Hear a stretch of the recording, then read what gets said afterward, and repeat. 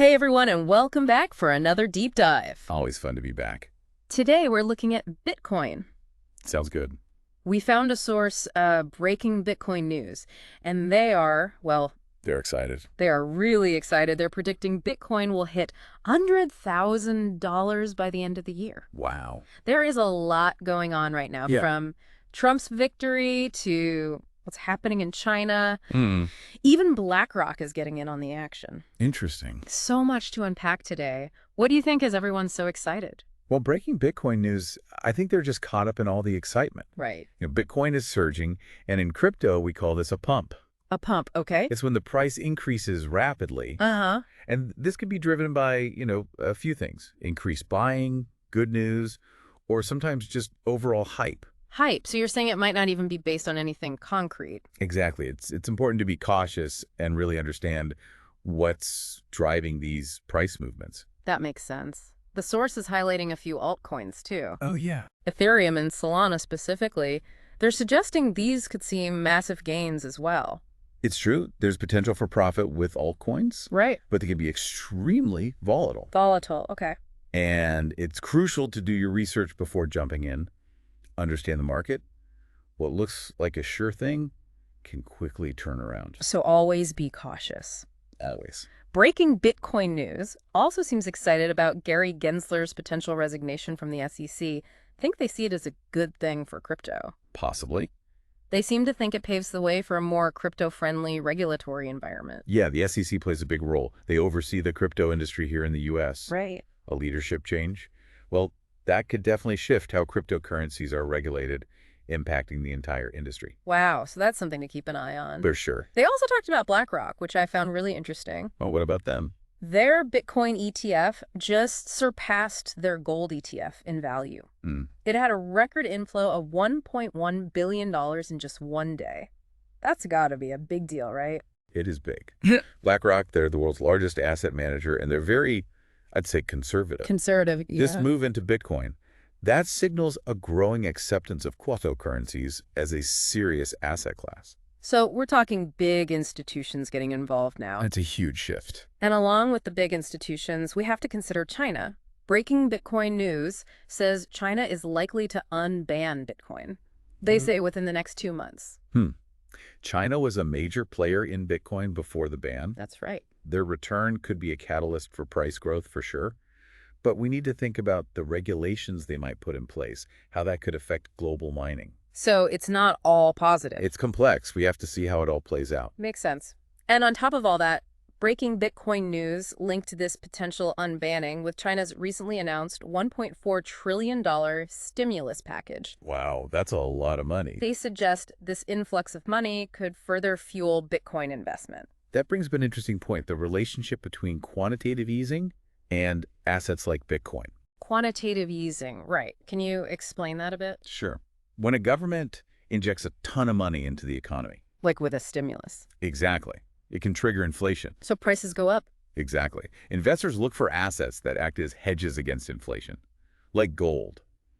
Breaking Bitcoin News seems to be thinking Bitcoin might fill that role too. So Bitcoin as digital gold, protecting against inflation. It's an interesting thought, but it's complicated.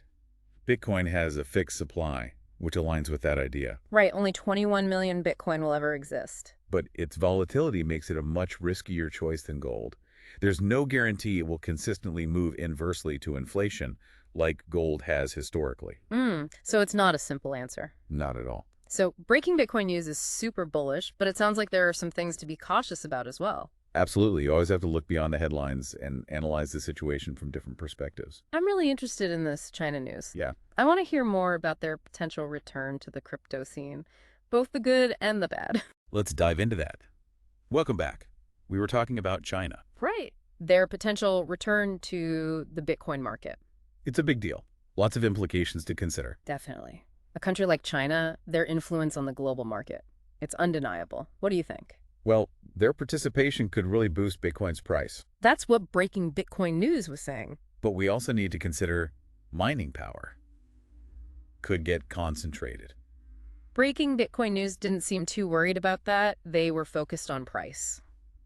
Understandable, but before the ban, China controlled a lot of Bitcoin mining. They did, yeah. Their return.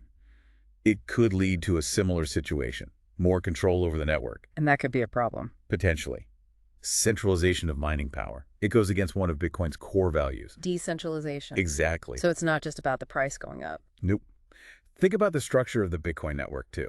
Right. The underlying principles. We also have to think about government influence. Interesting point. China's got a history of internet censorship and control. Yeah, that's true. Could raise questions. Yeah. About their ability to manipulate the market. Maybe even censor transactions. It makes you think. Bitcoin tries to operate independently of governments. It does, but... But it still exists within that geopolitical landscape. Exactly. Which can be unpredictable. Definitely. Speaking of geopolitics, what about the U.S.?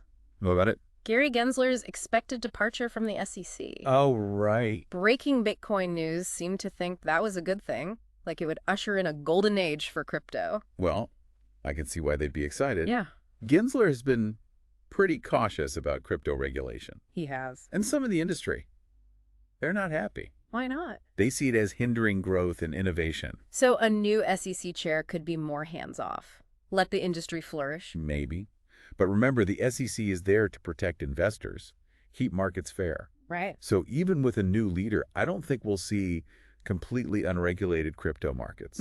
So maybe not a golden age, but a change nonetheless. Definitely a development to watch. For sure. While we're on the topic of navigating this uncertain world, what about quantitative easing? Yeah. Breaking Bitcoin news suggested that China's stimulus package could push investors towards Bitcoin as a hedge against inflation. Does that actually hold up? That's the big question. Yeah. People who believe in Bitcoin as an inflation hedge, they point to its limited supply. Only 21 million Bitcoin. Right. They say that makes it immune to inflation, the kind that can erode the value of fiat currencies. It makes sense on the surface, That but there's more to it. Bitcoin is very volatile. Price swings up and down. That makes it risky. Hard to see it as a stable store of value. So not as straightforward as it might seem. Exactly. Plus, Bitcoin's correlation with other assets, like stocks. It's inconsistent. Doesn't always act like a true hedge. So the fixed supply is there, but the reality is more complicated. And then you add in the potential for government intervention. Right. They can influence things. Governments control monetary policy. They regulate markets. They can even create their own digital currencies. So many moving parts. It's a tangled web. Lots of unknowns. Definitely. Speaking of things we're trying to understand, what about BlackRock's Bitcoin ETF? Yeah. It surpassed their gold ETF in value. Big news. Breaking Bitcoin news saw this as a sign that institutions are choosing Bitcoin over gold. What do you think? I'd say it's more nuanced than that. Okay. BlackRock getting in on Bitcoin, it shows growing institutional interest. It does. But it's not necessarily a complete shift away from gold. So both can coexist. Gold has a long history. It's a safe haven asset. A lot of investors still see it as valuable. Makes sense. Bitcoin. It's gaining traction, sure. It is. But it still faces challenges. Regulation, volatility, scalability. Right, there are hurdles to overcome. It's interesting to see how different investors are approaching all of this. Yeah, some are all in on Bitcoin. While others are more cautious, sticking with traditional assets. It's like we're at a turning point. A diversity of perspectives is good. And speaking of turning points, Breaking Bitcoin news was really excited about altcoins, We were. especially Ethereum and Solana. They suggested those could see even bigger gains than Bitcoin. Altcoins, they definitely offer potential. They do. But investors need to be careful, understand the risks. Absolutely. They talked about their own Crowlow Trading Club, Yeah. teaching people how to navigate the crypto market. Remember, we're not endorsing any specific platforms or strategies. Right. Investing always comes with risks. Do your own research. Understand how the market works.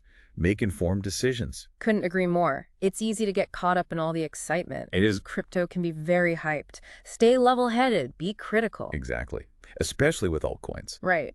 Some altcoins, they have strong fundamentals, innovative use cases. Uh-huh. Others, they're very speculative, carry big risks. Do your homework before diving into altcoins. Yes. Research the tech, the team behind it. Look at the whole market. And remember, no guarantees. Especially in crypto. So much more to consider than just price. Absolutely. Yeah. The technology, the regulations, all the economic factors, the potential downsides, It's complex. and evolving all the time. This has been really insightful. It has. We've explored the current market, China's potential return, the SEC in the US, institutional investors, and altcoins. And we talked about thinking critically, making informed decisions, having a balanced perspective. And that brings us to the end of part 2. But there's more to come. In the final part of our deep dive, we'll look at the broader implications of this Bitcoin bonanza, how it could impact the global financial system, and the very nature of money itself. We're back for the final part of our Bitcoin deep dive. The final part, it's gone by fast. I know. It's been a wild ride. We talked about China's potential return, BlackRock's big investment in Bitcoin. Right. But now, I kind of want to zoom out a bit. Okay. Look at the bigger picture. The big picture, all right. What does all this mean for the future of finance? Well, I think if you connect everything we've talked about, it suggests a financial system that's in transition. Transition, okay. We're seeing decentralized finance on the rise, a system where people have more control over their own assets. Decentralized. That's a big theme in the crypto world. It is, and traditional institutions are being disrupted. Yeah. Bitcoin. Well, it's independent from governments and central banks. Right, that's a key part of it. It's a major player in this whole shift. And Breaking Bitcoin News definitely sees it that way. Oh, yeah. They're predicting Bitcoin will hit $100,000 by the end of the year. Wow. They are really bullish on the whole future of crypto. I mean, their optimism makes sense, given everything that's happening. Yeah. But predicting the future of finance, especially with something as disruptive as Bitcoin, that's really tough to do. So many factors involved. So many. Maybe instead of focusing on specific price predictions, Yeah. we should think more about the broader implications. That's a good point. How will this shift towards decentralization change our relationship with money, with finance? What happens when individuals have more control? How do governments and central banks react? Big questions to consider. It does feel like we're at a crossroads. It does. Breaking Bitcoin News sees this as a good thing. More individual power, financial freedom. But are there downsides too? Of course, every coin has two sides. Decentralization has lots of potential benefits, but also challenges. Yeah. Regulators are still figuring things out. Trying to keep up. Exactly. How do you oversee this new landscape? How do you ensure consumer protection? And then there's the potential for misuse. Misuse. Illicit activities happening on decentralized platforms, that's a risk. And we can't forget about the technical side of things. Oh, right. Scalability, energy consumption, those are big issues for Bitcoin. Can they be solved? Can Bitcoin be adopted on a large scale if those problems aren't addressed? It's a key question. For Bitcoin to really become a global currency, it needs to handle lots of transactions efficiently, sustainably. People are working on solutions. That's good. Whether they'll work on a large scale, that's still to be seen.